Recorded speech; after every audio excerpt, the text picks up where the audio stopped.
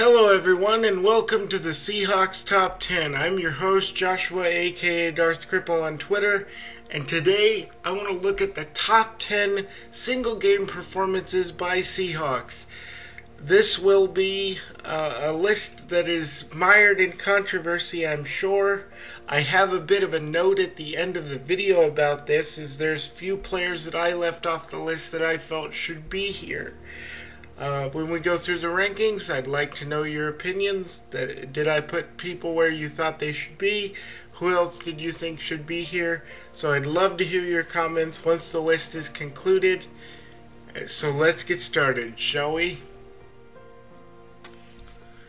Number 10, December 24th, 1983, Dave Krieg breaks the Broncos.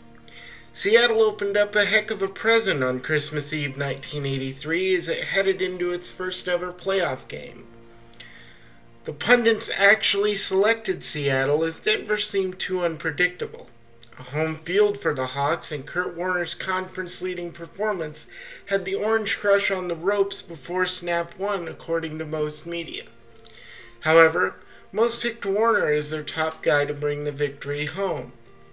Enter Dave Krieg. It was fitting that he led the drive as Denver geared up to kill the run.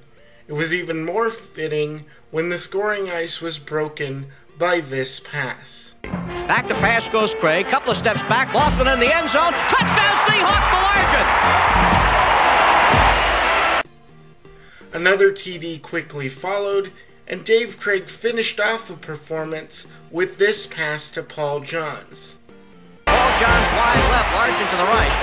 Krieg off a play fake is back. He throws one toward the end zone. Touchdown to Johns! You can pack your bags for Miami.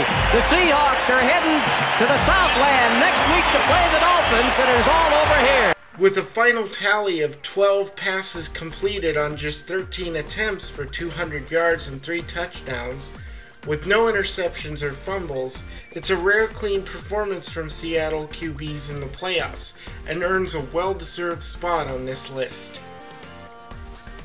Number 9, October 19th, 1986, Jacob Green destroys the Giants. This 4-sack performance of Jacob Green pushed Seattle to a 5-2 record in 1986, and finished a 4-game stretch where Seattle recorded 28 sacks in those games. Phil Simms was out of sorts as Seattle brought pressure with just its front four for most of the day. The key to Green's performance here, however, was when the Giants matched Seattle's defensive performance, and that required Seattle to hold a 17-14 lead with just 2 minutes to go. Green would sack Simms on back-to-back plays, forcing a long 4th down from the Seahawks 42. Simms would then notch his 4th interception on the day as Dave Brown would pick off a deep bomb. It's a signature game for Seattle's most successful pass rusher in franchise history. Number 8, November 11th, 2001. Shaun Alexander introduces himself to the Raiders. In Seattle's final divisional contest with hated foe Oakland, few could foresee the eventual outcome. Still trying to find its identity, and with a defense that surrendered points faster than the Colts' defense with Peyton Manning at quarterback, Seattle found themselves down a touchdown with just 8 minutes to go in the third quarter. The Seahawks went on a drive that tied the game with a 6-yard run from Alexander, his first score on the day. But on his next opportunity, he would only need 1 touch to do this. 20 to the 30. Oh, he's going to go. 30 down the left hash mark. 10, 5, touchdown Seahawks. 88 yards. Holy smoke. Following that play, he finished his franchise record day with a 10-yard score, bringing his total to 3 in roughly 13 minutes of regulation time. He had 273 total yards on 36 touches, and broke an 18-year single-game Seahawks record with 266 rushing yards. That still stands today. Number 7, November 23rd, 2003. Matt Hasselbeck plucks the Baltimore Ravens. In a contest that looked to be two struggling offenses trying to outstruggle each other, Seattle found itself with the distinct possibility of going into halftime tied 3-3. After the Matt-Stover tying kick, however, Matt Hasselbeck took his team into the up-tempo 2-minute offense and led a touchdown-scoring drive capped by a 2-yard snap pass to Darryl Jackson. Seattle led 10-3, but a fumble on a kickoff by the Ravens ensured that Matt got another chance with just 18 seconds left in the half. A second TD to Bobby Ingram had what looked like a tie just minutes earlier end with a 2-touchdown lead for Seattle. Their luck wouldn't hold, however, as the streaky and leaky defense began to hiccup against backup QB Anthony Wright for the Ravens. Matt and the offense kept the fire going with 2 long TD passes to Corn Robinson and Darryl Jackson, giving him a total of 4 on the day. When he threw his 5th and final touchdown of the game, however, to Bobby Ingram, with just over 14 minutes to go in the 4th, a 17-point deficit seemed untouchable. However, it was not to be, and several ref controversies, including a clock issue, left Seattle with a loss in one of the best road performances ever in Seahawks history. The final stat line of 5 touchdowns, 28 for 43, and 333 yards is lost to time without a notch in the win column. Number 6. October 29, 1984, Kenny Easley welcomes Dan Fouts back in a Monday Night Massacre as Seattle blanks the San Diego Chargers. Kenny Easley by far outranks most Seahawks even today with his toughness and violence at the safety position. But combine his hard hits with his deep center field skills and you have a recipe for an elite player. He defined a defense searching for toughness for close to a decade. But in this game, it was his patience and anticipation to wait Fouts out that allowed him to notch 3 interceptions in a ridiculous shutout performance on Monday night. It was also a key game in his eventual Defensive Player of the Year award. January 14, 2006, Darryl Jackson humiliates Washington in the playoffs. Seattle won its first playoff game in 18 seasons on the back of a third-round afterthought by most accounts.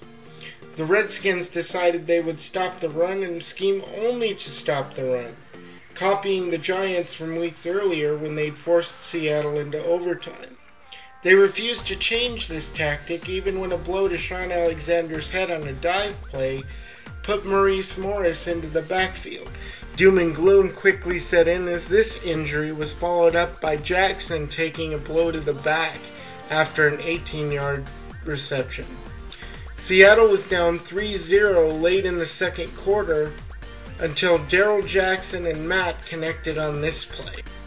First down at the 29-yard line. Play action and going deep for Jackson. Touchdown! The final stat line reads 9 catches for 143 yards and a touchdown. But it's more impressive when you realize that Matt Hasselbeck only completed 16 passes for 215 yards.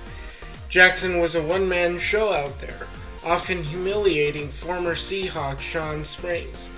An 18-year playoff victory drought snapped by an afterthought. September 29, 2002, Shaun Alexander makes Sunday Night Seahawks must-see television. Some guys just play well against certain teams.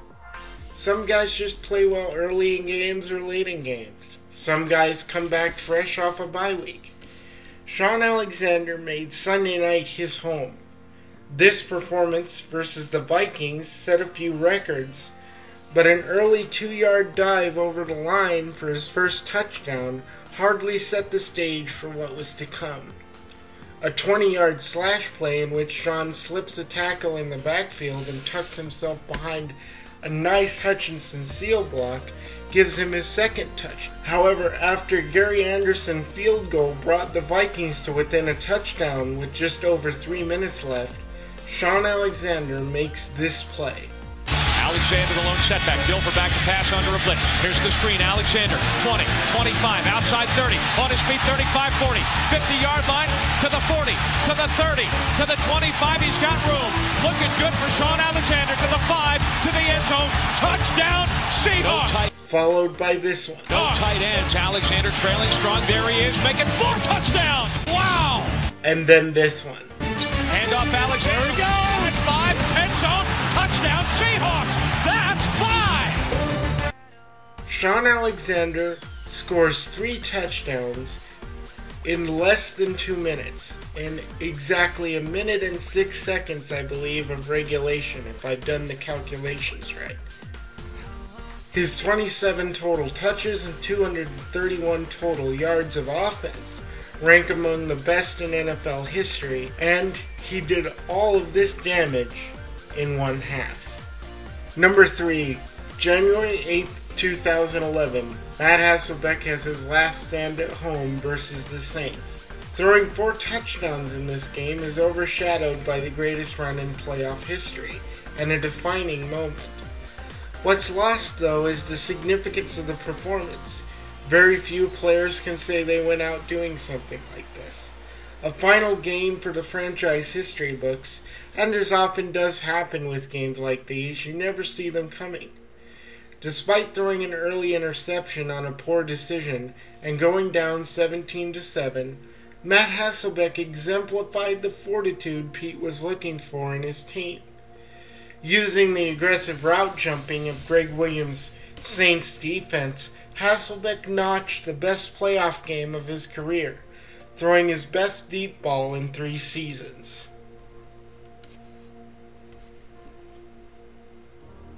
Matt's got time. Fire to the end zone. Touchdown, Seahawks! Play fake to him. Matt has time. Throws backside. Wide open in the end zone. Touchdown, Seahawks! John Carlson from 7 yards out. That's his 2nd touchdown of the day. Hasselbeck takes the snap. He's looking left all the way. Now he's going to let it fly. Stokely wide open downfield. He's got it. 10, 5. Touchdown, Seahawks! Matt under center. Takes the snap. Drops back 5. He's going to let it fly downfield. Mike Williams is deep down there. He's got it. He's into the end zone. Touchdown, Seahawks! Number 2, November 25th, 1984. Steve Largent becomes a one-man wrecking crew versus the Broncos. In its 11th victory of the year, Seattle had its best aerial attack versus Denver. Without their star runner, the Seahawks were forced to turn to their passing attack for a majority of its plays. Dave Craig unloaded this big pass on the very first play to set the stage. Charlie on the tight end lines up on the right as Craig drops back to pass. He's going deep up the left side. He's got Turner in front. He makes the grab at the 30. He's on his way. He'll go all the way. Touchdown, Seahawks. This opened up the underneath for Steve Largent, who would go on to grab 12 passes for 191 yards. His 191-yard single-game record still stands, but most impressive was that 7 of his 12 catches were on 3rd down. His 11th catch was a lead-taking touchdown catch, and the Hawks held on the back of one of the best single-game performances of this Hall of Famer's career. Number 1, January 11th, 2014, Marshawn Lynch crushes the Saints in a playoff sequel.